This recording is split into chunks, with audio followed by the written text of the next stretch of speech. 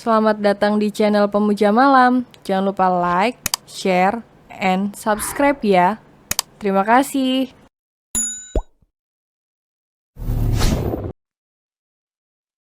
Chapter 9 resmi menjadi simpanan. Silakan tanyakan itu pada Pak Tristan. Balas Mondi cuek. Saya tidak mau. Balas Alea menolak lagi. Mondi menghela nafas. Ia meraih pergelangan tangan Alea. Kemudian menariknya dari rumah gadis itu. Pak, lepasin. Anda jangan berani menyentuh saya. Pinta Alea, namun tidak digubris. Diamlah, Alea. Kamu bisa buat perhitungan kepada Pak Tristan nanti. Pungkas Mondi lalu mendorong Alea masuk ke dalam mobil.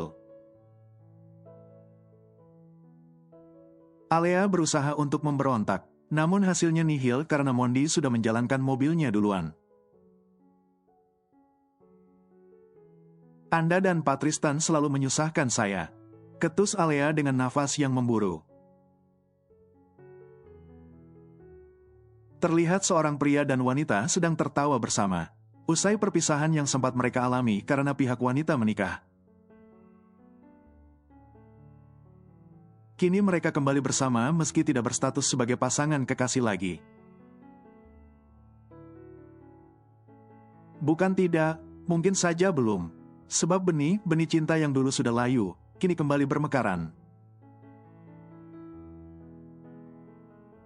Terutama di hati si pria yang memang masih sangat menginginkan wanitanya.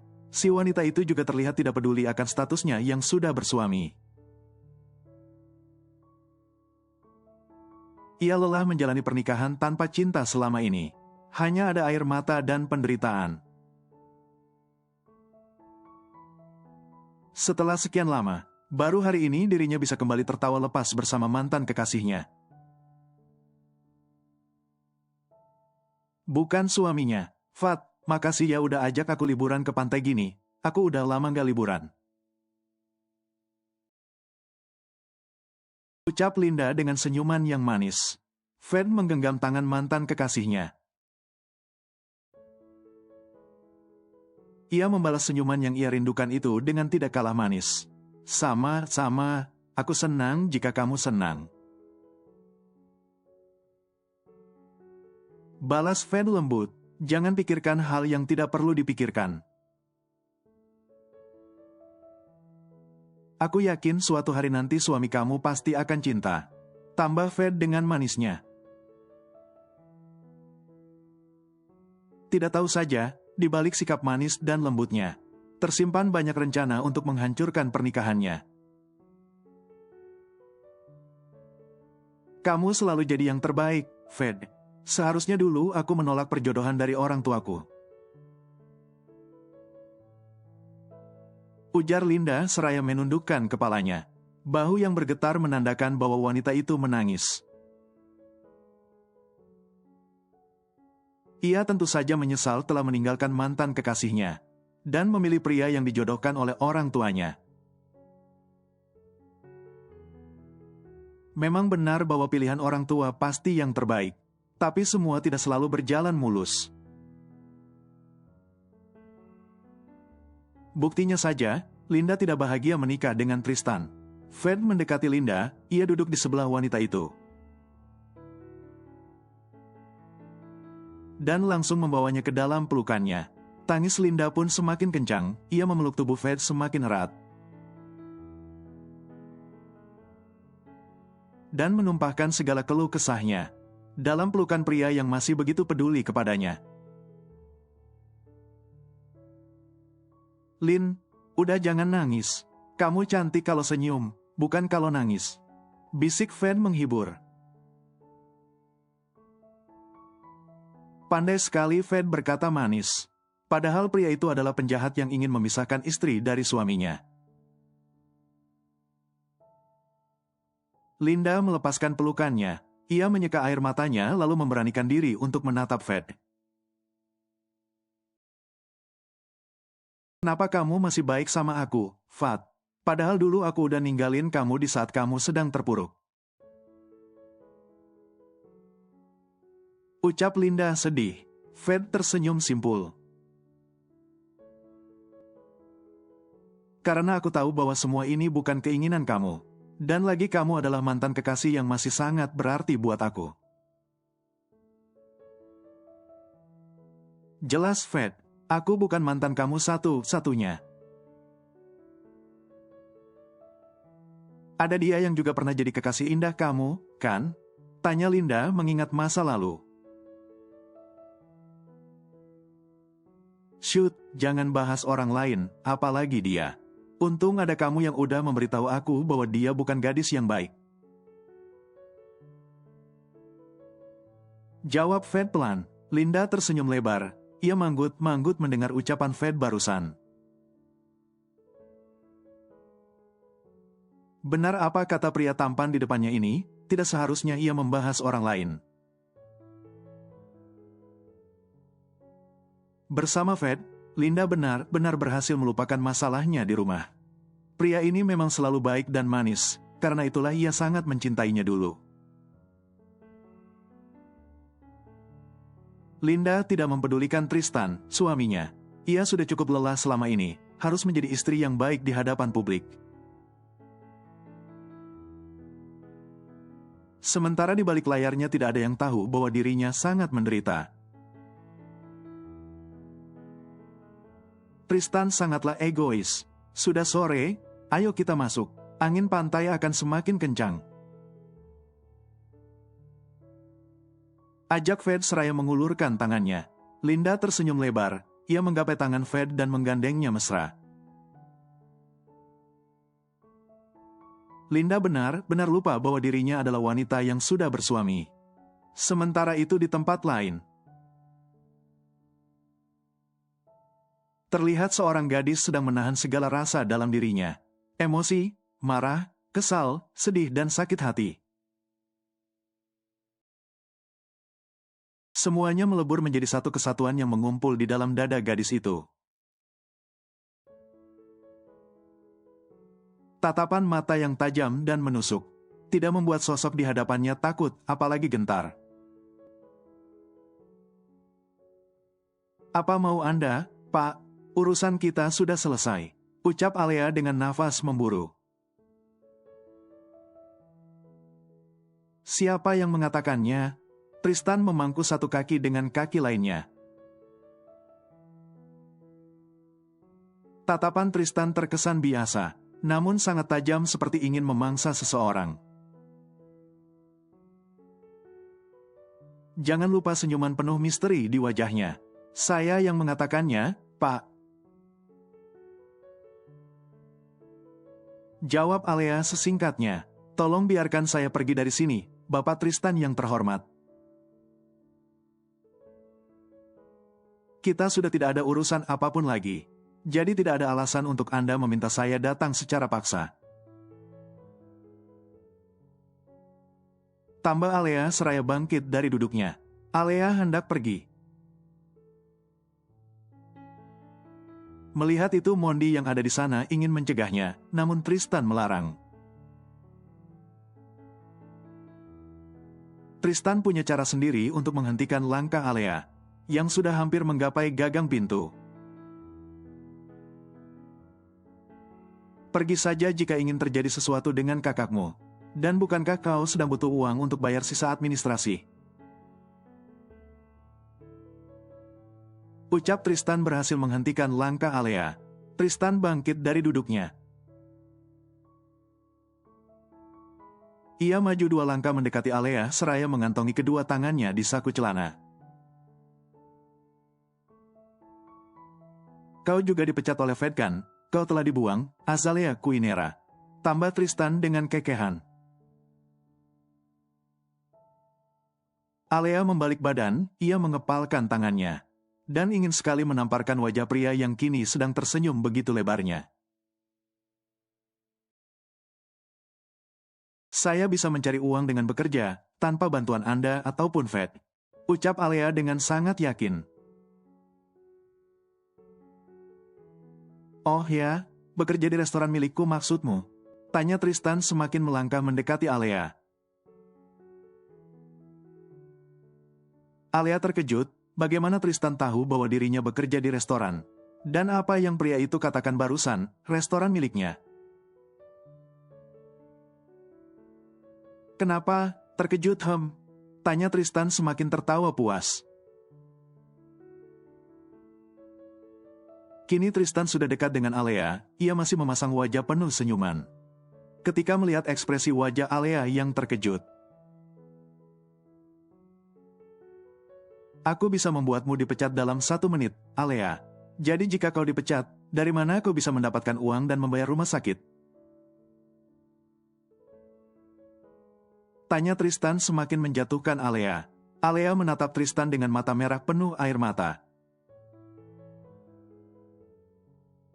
Ia hanya bisa mengepalkan tangannya tanpa bisa memukul pria itu dengan sungguhan. Tolong jangan persulit hidup saya, Pak. Pinta Alea dengan tegas. Aku tidak mau melakukannya, Alea. Tapi kau yang memaksaku melakukannya. Balas Tristan lebih tenang. Alea menatap Tristan. Sebenarnya apa yang Anda inginkan, Pak? Tanya Alea dengan nafas yang semakin memburu. Jadilah simpananku, maka aku akan menjamin hidupku dan juga kakakmu. Jawab Tristan dengan begitu enteng. Ini permintaan atau perintah, Pak? Tanya Alea dengan begitu berani. Keduanya. Jawab Tristan enteng. Alea terkekeh kecil. Saya sangat tersanjung, Pak.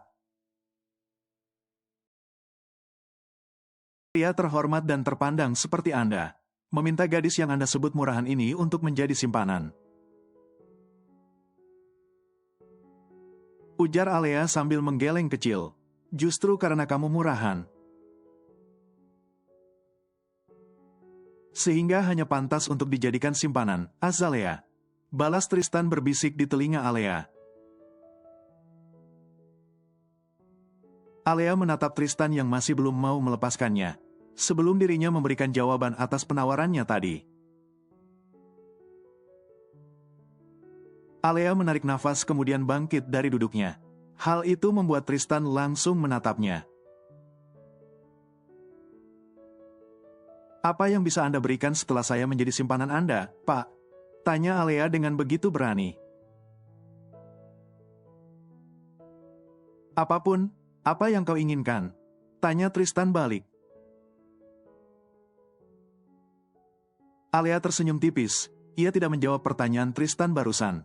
Konsekuensinya ditanggung Anda kan, Pak? Saya tidak mau jika istri Anda tahu dan dia akan menyakiti saya, serta kakak saya. Ujar Alea kembali memberikan syarat. Tentu, aku akan menjamin keselamatanmu dan juga kakakmu. Timpal Tristan dengan yakin. Alea memejamkan matanya. Beginilah menjadi orang susah dan masih serba kurang. Banyak hal yang tidak bisa dilakukan oleh orang kecil sepertinya. Contohnya saja ancaman Tristan. Tristan mengancam akan memecatnya dari restoran. Yang mana hal itu membuat dirinya akan kesulitan membayar biaya rumah sakit. Alea ingin menangis saja, tapi kembali lagi ke poin atas. Dia hanya orang kecil yang tidak akan mampu bersaing dengan Tristan. Pria itu memiliki banyak uang dan pastinya relasi.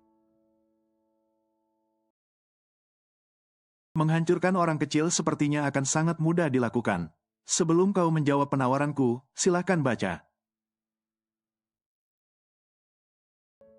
Ucap Tristan menyodorkan sebuah berkas di dalam map merah. Alea menerimanya ketika ia membuka map itu.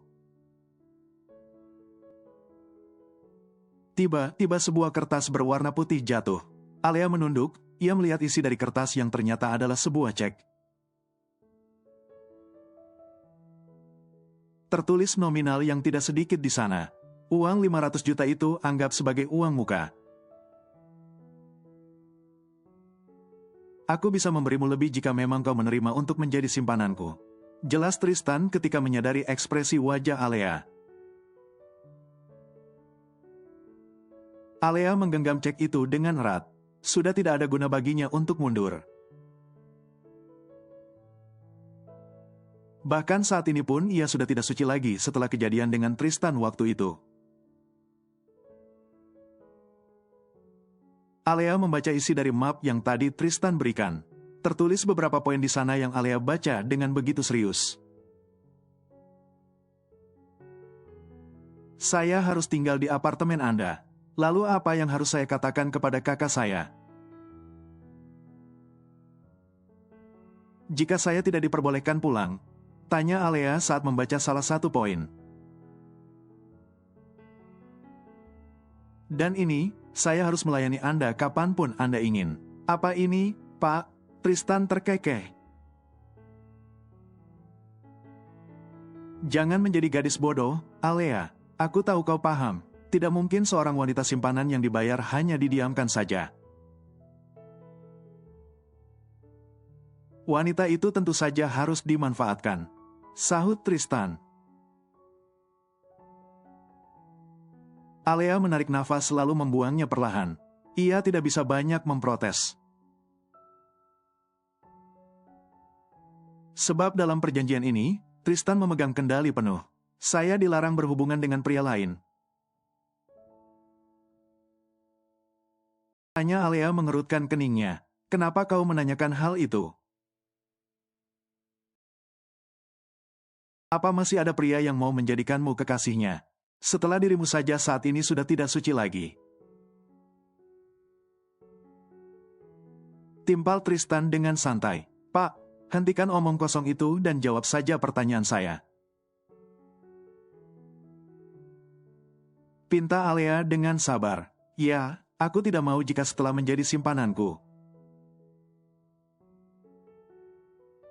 Kau masih berhubungan dengan pria lain. Kau hanya menjadi simpanan Tristan. Jelas Tristan penuh penekanan di akhir kalimatnya. Alea meraih pulpen yang ada di dekatnya. Ia dengan sangat ragu mulai membubuhkan tanda tangan di atas dokumen yang Tristan berikan tadi. Sekarang Alea sudah benar-benar resmi menjadi simpanan. Dari pria beristri, Tristan Sagara Kusuma. Alea sudah tidak punya jalan lain. Ia harus segera membayar sisa administrasi di rumah sakit. Agar kakaknya bisa diperbolehkan pulang. Sementara Tristan, pria itu tersenyum lebar. Melihat Alea selesai menandatangani dokumennya, hal itu menandakan bahwa saat ini Alea sudah menjadi wanita simpanannya. Tristan merasa menang. Ia akan membuat Alea merasakan apa yang pernah ia rasakan dulu. Pergi dari sini, dan ingat, mulai besok kau harus tinggal di apartemen yang alamatnya sudah dikirim ke nomormu. Jika kau tidak datang, maka lihat apa yang bisa aku lakukan. Ucap Tristan mengusir sekaligus memberikan sedikit ancaman. Alea mengangguk pasrah. Ia pun segera pergi dari rumah itu dengan membawa cek di tangannya. Alea pun keluar dari kamar di mana ia dan Tristan bicara tadi. Ternyata sudah ada Mondi yang menunggunya. Biar saya antar Anda pulang, Nona. Ucap Mondi dengan sopan. Tidak, saya bisa pulang sendiri. Tolak Alea menggelengkan kepalanya. Biarkan dia mengantarmu. Aku tidak mau kau mati di jalan dan uangku sia-sia. Sebelum aku menikmati tubuhmu lebih jauh. Suara bariton itu berasal dari belakang Alea. Alea segera menoleh. Ia melihat Tristan berdiri di ambang pintu dengan tangan terlipat di dadanya. Baik, Pak, saya permisi. Alea memberikan sapaan sopan. Alea malas berdebat meski hatinya sangat dongkol mendengar ucapan pria itu tadi. Apa Tristan mendoakannya mati? Mondi dan Alea pun pergi. Meninggalkan Tristan yang masih setia berdiri di ambang pintu. Azalea Quinera, bersiaplah untuk permainan ini. Ucap Trisha dengan senyuman devil di wajahnya. Di langkah awal ini dirinya menang. Dan ia yakin bahwa di langkah selanjutnya ia tetap akan menang. Dan membuat Alea merasakan apa yang dirinya rasakan. Di tengah-tengah rasa bahagianya, tiba-tiba saja ponselnya berdering. Tristan mengangkat panggilan itu. Kami menemukannya, Pak. Beliau sedang bersama seorang pria. Awasi saja dia, dan terus laporkan kepada saya. Balas Tristan dingin, lalu mematikan sambungan teleponnya. Tristan berdecak. Andai bukan permintaan dari ibunya, mungkin dulu ia akan menolak menikah. Tristan lebih baik melajang daripada memiliki istri yang tidak pernah ia cintai. Alea pulang ke rumahnya. Ia mulai mengemasi barang-barang miliknya. Sebelum pindah ke apartemen sesuai dengan perjanjian yang telah ia tanda tangani. Alea sebenarnya masih bingung. Alasan apa yang harus ia buat untuk mengatakan pada kakaknya bahwa dirinya tidak lagi bisa tinggal di rumah bersama. Apakah ia harus mengatakan bahwa dirinya bekerja sebagai asisten rumah tangga dan menginap di rumah majikannya? Mungkin itu bisa saja, tapi kakaknya pasti melarang. Dan lebih memilih untuk dirinya fokus kuliah. Bicara soal kuliah, Alea sudah benar-benar drop out dari kampusnya. Ia yang sudah mengemban ilmu di dunia perkuliahan selama 2 tahun lebih. Harus ikhlas berhenti demi bekerja. Nggak apa-apa, Alea. Kamu kan bisa jadi orang sukses. Jadi ibu kos 50 pintu nggak harus kuliah kan? Celetuk Alea berusaha untuk menghibur diri. Alea bangkit dari duduknya. Ia pun membawa tas berisi baju dan beberapa barang miliknya. Kemudian keluar dari rumahnya. Ia sudah memesan taksi online untuk sampai ke apartemen Tristan. Namun sebelum itu ia akan menemui Firda di rumah sakit. Alea keluar, ia mengunci pintu rumahnya seperti biasa sebelum pergi. Namun ketika sampai di luar rumah, ia mendapat sapaan dari para tetangganya. Loh, Alea, kamu mau kemana bawa tas besar gitu? Tanya salah satu tetangga Alea. Oh ini, Bu, aku mau kerja, dan kerjanya menginap jadi aku bawa barang. Jawab Alea ramah. Udah nggak kuliah? Tanya ibu-ibu lainnya. Alea hanya tersenyum tanpa menjawab pertanyaan dari tetangganya itu. Ia tidak mau membuat dirinya sedih lagi, dan memilih untuk langsung pergi. Aku permisi ya, Bu. Aku takut telat ke tempat kerja. Pamit Alea kemudian langsung pergi. Taksi online pesanannya sudah datang. Alea pun memasukkan semua barangnya ke bagasi, lalu pergi dengan taksi itu. Pak, kita ke rumah sakit aja ya, nanti saya bayar ongkosnya lebih. Ucap Alea kepada sopir taksi online itu. Baik, Mbak. Balas sopir itu menganggukkan kepalanya. Sesampainya di rumah sakit, Alea pun segera masuk ke dalam. Ia akan mengurus administrasi dulu sebelum menemui Firda di kamar rawatnya. Suster, saya mau bayar sisa administrasi kakak saya. Atas nama Firda, ucap Alea kepada suster kasir di rumah sakit itu. Setelah membayar, Alea bergegas ke kamar rawat kakaknya. Ketika sampai, ia berpapasan dengan dokter yang baru selesai memeriksa Firda. Dokter Prama, bagaimana kakak saya? Tanya Alea sopan.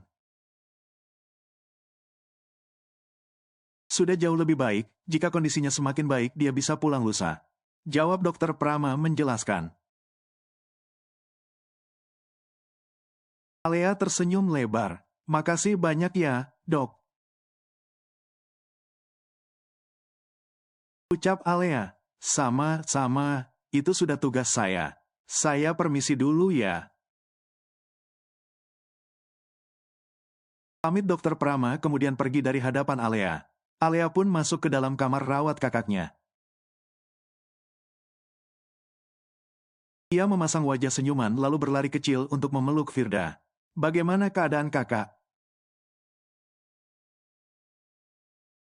Tanya Alea seraya melepaskan pelukannya. Jauh lebih baik, Lea.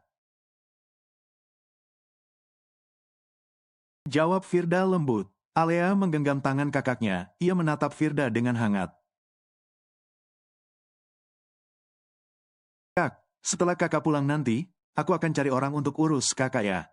Aku bekerja, dan pekerjaanku tidak bisa ditinggal. Ucap Alea dengan sedikit ragu. Pekerjaan apa sampai kamu nggak bisa pulang, Lea?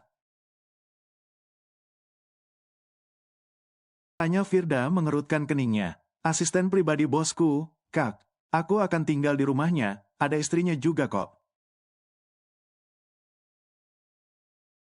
Jawab Alea terpaksa berbohong. Apa harus begitu? Bukankah lebih baik kamu pulang?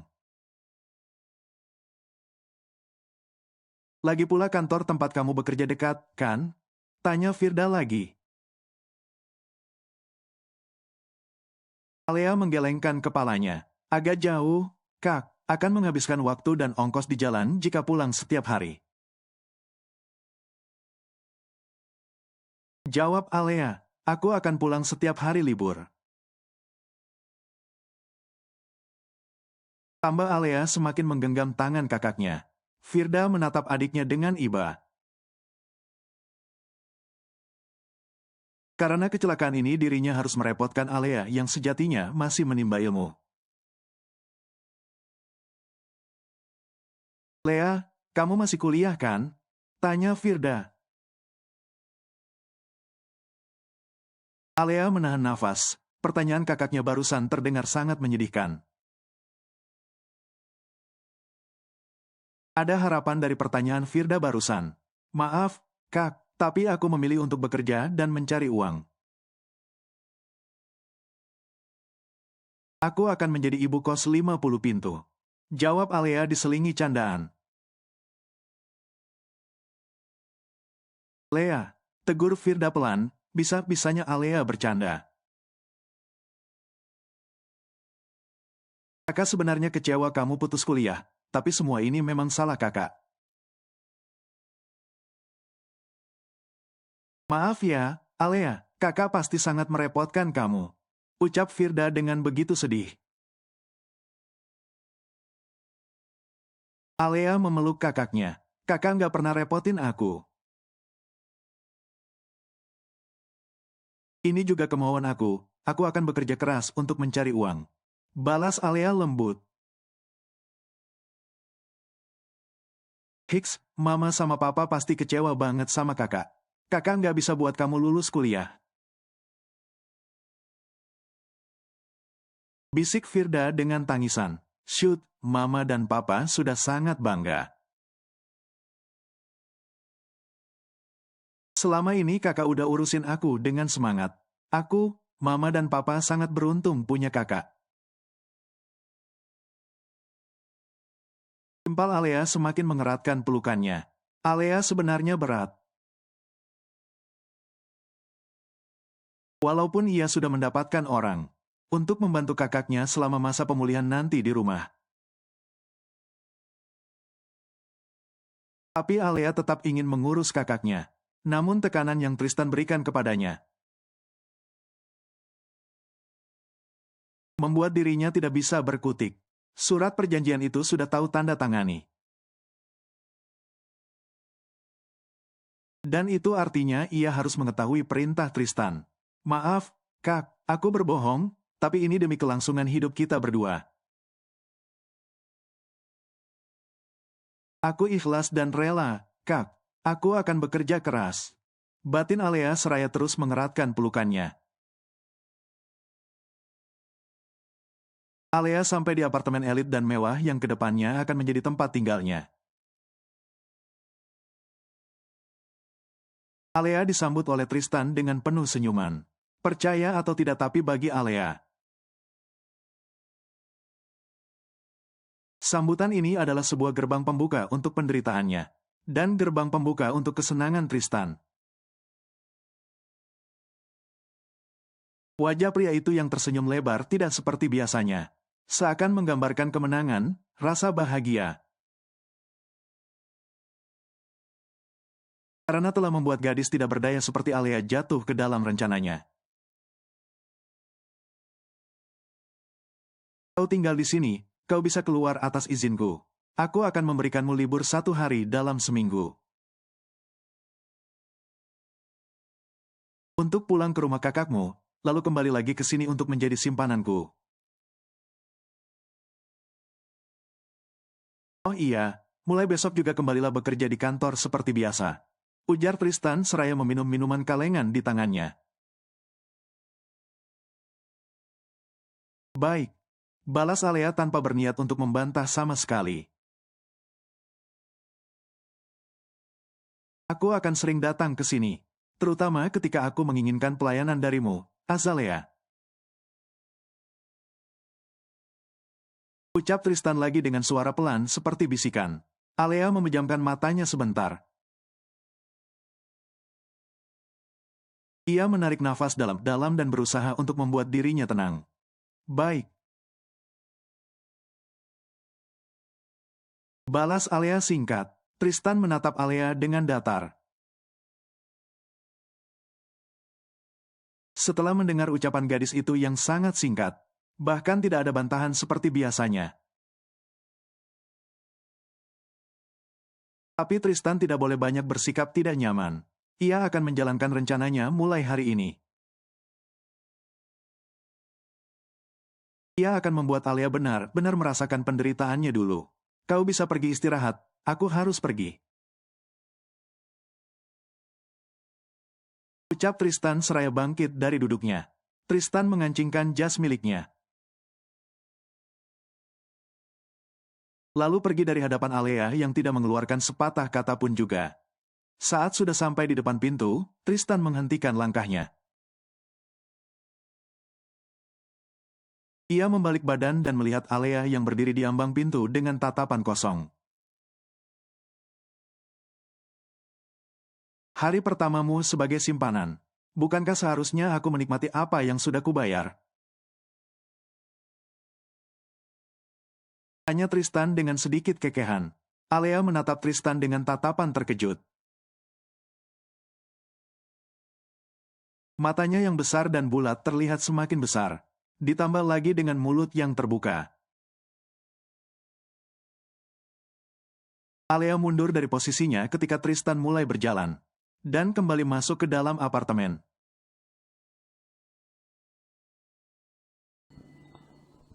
Bersambung.